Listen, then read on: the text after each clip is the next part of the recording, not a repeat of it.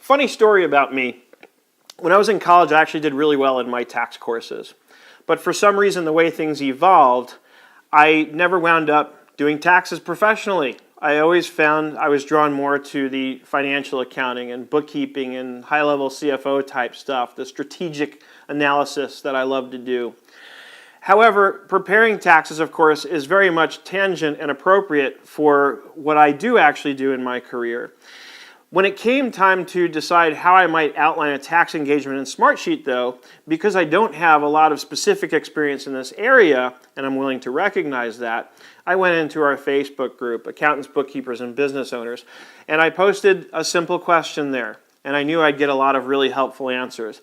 I asked our group what tasks they felt were important to highlight that would outline the process for getting a tax return prepared from the very start of the engagement all the way till the time that the return has been filed and the client is provided with their vouchers that tell them how much they need to pay and to whom.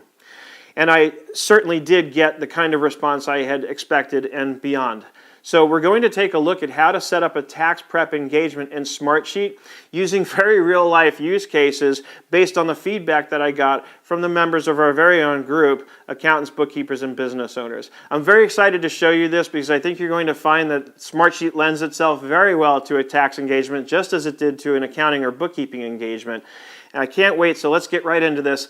Now let's see what this looks like. So I cheated a little bit. And in preparation for this course, well, let's be fair, I did my research. I took advantage of the fact that we have a group on Facebook called Accountants, Bookkeepers, and Business Owners. And I sort of polled the group. I put a post up asking for the enrolled agents and CPAs to chime in and outline the steps involved in the process of preparing tax returns based on their experience. So our friend Mariette chimed in, and a lot of people commented saying they loved her process. So we're going to feature her here as I go through her steps and use that to outline how I'd take her approach and set it up in Smartsheet as a tax prep engagement. So she has this great little video. You should watch it. And then she goes through the process. So step one, she's going to gather your documents. Great. So let's go over to Smartsheet and let's create our task column.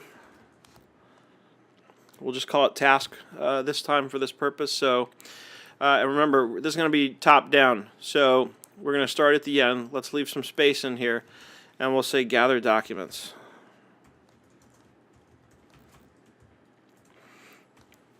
Perfect. Back over here, and then she's got all kinds of checklists and things, and we're going to be covering how to set up online forms using Smartsheet, which you can use in lieu of some of her forms. She has PDFs that you can download and then fill out by hand, but Smartsheet, of course, lets you do it without having to deal with people's handwriting and that kind of thing. So let's go on, let's find her step two. So now submit forms so we can get started. So first they gather their documents, now they need to submit them to us. So let's put that in there as the next step. Submit forms. Excellent. Then tax preparation begins, clock starts ticking. So let's go back in here. Let's just copy and paste this. Mariette did the work for us already.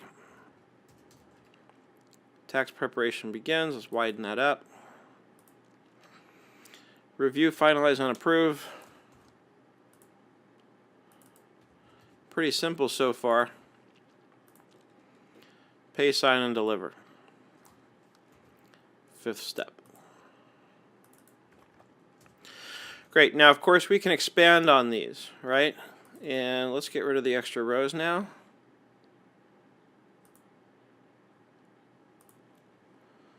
And we'll highlight them all. I'll leave one extra row there just in case. So now we could go back and create the checklists and whatnot if we wanted to. But otherwise, this would be the basic process for setting up a tax prep engagement. Now let's go back to Facebook and see what other people have to say. So let's check out what Mike said. So he says interview, sign privacy policy and engagement letters. So let's see where we can add that into our mix. So that might happen before we gather the documents, right? Sort paperwork, everyone always gives too much stuff. So that'd be something that I would say goes underneath gather documents, right? So sort through submitted docs. Now, one way, of course, to cut down on this probably is if you did provide them with a way to submit the documents electronically. They're probably going to stop and take a little bit more time to think about what they're sending you before they send it, so that they don't just bring you a whole shoebox, right? Let's see what else Mike says. Scan source docs needed. So scanning, again, I'd say that goes in as part of this process. So first we sort through it, and then we scan docs.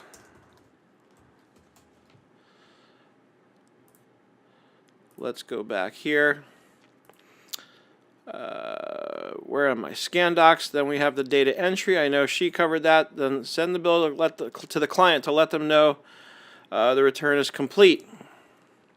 So we can put that in there certainly. So she has submit forms. Tax preparation begins. And then review, finalize, and approve. Pay, sign, and deliver. So we kind of have that covered. Upload to portal or client return, review, return live. So again, going back here, upload to portal to review, that would be part of this process, right? So upload to portal. So this is if you use some kind of a document sharing portal. Lots of them out there, like ShareFile, for example, so that you can review it with the client. Let's see what else we got. Gather 8879, so this is assuming we're going to e-file, of course. Come back over here. That might be after this. So you see how this is going to work. I mean, you're just going to add in the steps and then kind of fill in the rest of the blanks. Then we can e-file, and that's just going to be here where we go, where is my actual filing? Tax prep begins, upload, finalize, gather, pay, sign, and deliver. So we kind of missed that here. So let's just put e-file return. We're going to assume we always e-file, right? Process acknowledgements or fix rejects. Send client a thank you. All right. I like the process acknowledgements, and I especially like to send client a thank you. I think that speaks volumes to doing something a little different, a little extra, so it's not just a business transaction, right? So pay, sign, and deliver, and then let's insert a row here and say send client a thank you. And I'm going to add one more step in here, but before I do, let me see if anybody happens to have included it in their responses. Same as Mike, but usually have to add a step after data entry, like contact client for missing information or questions. That's a great addition. Let's add that in. See, this ABO group of ours is so valuable. So that might go as part of the review process. Put it in there.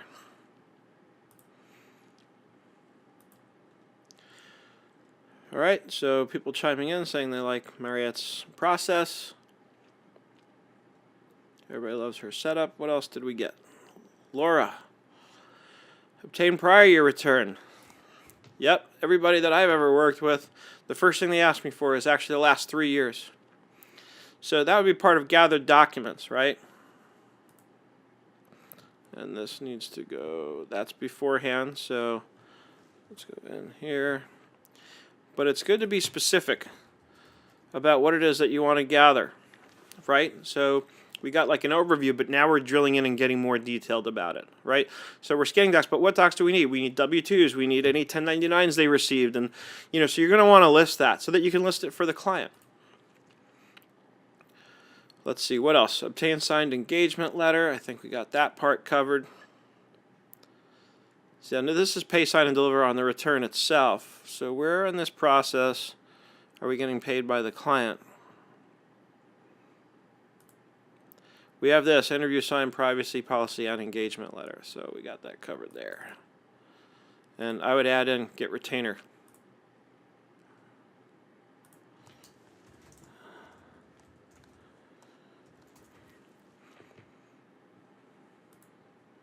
I read too many posts on our very group from people who end up having a hard time getting paid because they didn't get paid up front.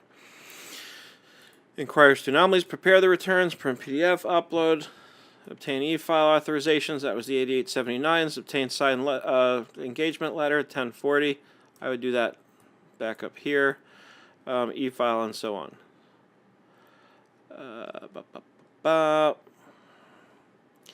think that's pretty good because you got a very thorough look at how to really set up a complete process when we looked at how to set up a bookkeeping or accounting engagement.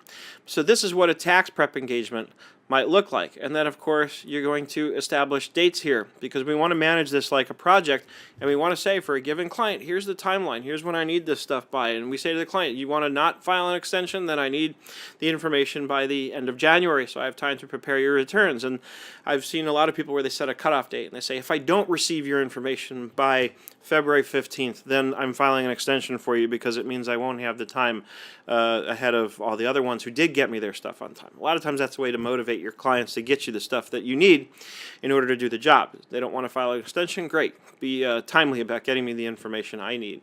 So again, we would say delivery date from client, date expected to complete the task, and then of course we can have something marked for completion.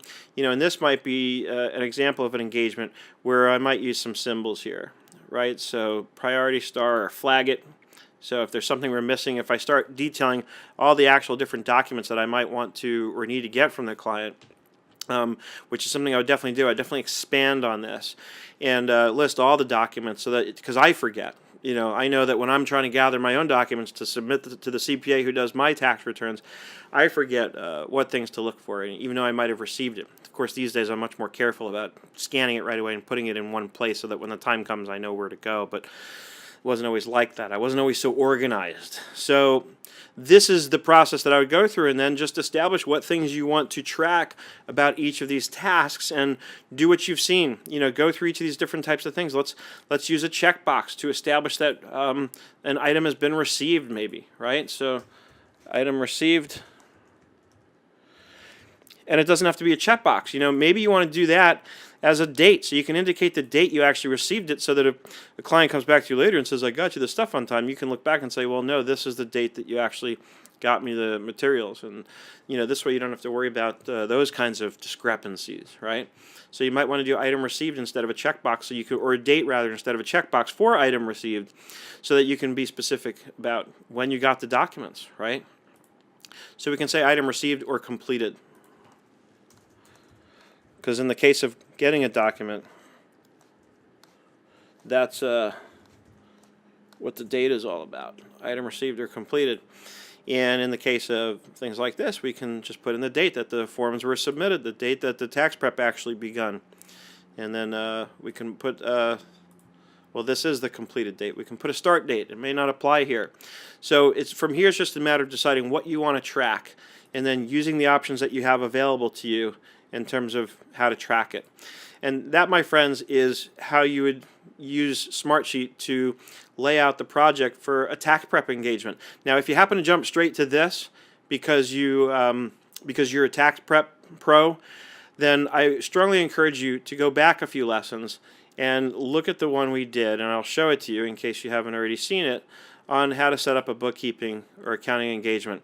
Because here we were much more detailed about laying out the process. Since I've already covered it here, I didn't feel the need to repeat that, but I wanted to give you kind of the visual in a lesson on what the tax prep engagement might look like. So definitely watch the lesson on preparing the bookkeeping engagement, even if that's not what you do, so that you can get the idea for the process and how it works and looks in Smartsheet. As always, if you have any questions, please reach out to me via the answers forum on schoolofbookkeeping.com if you're an enrolled student.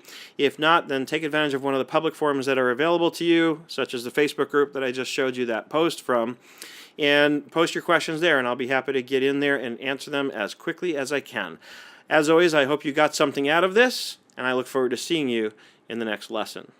As you can see, once you know how to prepare one kind of an engagement, or for that matter, set up one kind of a project in Smartsheet, it's really just a matter of filling in the appropriate context and then laying it out exactly the way you want. I've shown you how to set up a bookkeeping or accounting engagement. I've now shown you how to set up a tax engagement in Smartsheet. And now we're going to take a look at another example of something that will come up in both kinds of engagements, something we're always going to need to do, which is tracking time.